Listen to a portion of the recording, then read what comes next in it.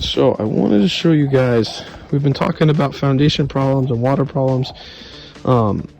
This is the back side of my garage, and I don't know why, but they have a slab here. It's kind of not the nicest thing.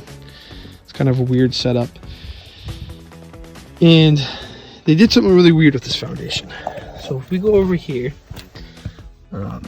where is it? It's right here. So you see I have this hole dug up, and you have the slab, you can see it, and then you have this concrete wall. Well, this isn't all concrete, this is actually cinder block. So you can see it here, that's a cinder block.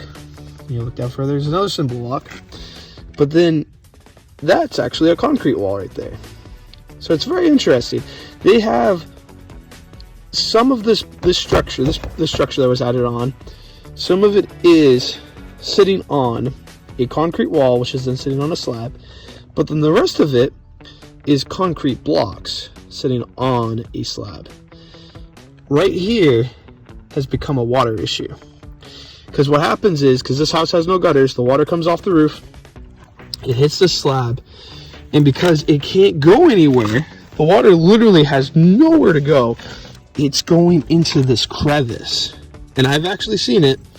It will fill this hole up, and it will set up against this concrete block. And because this concrete blocks aren't perfect in their seals, what's happening is it's actually seeping into the garage between the foundation slab, and the cinder block.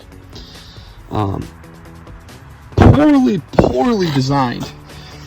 Whenever you're doing a slab, you must always take in consideration water problems.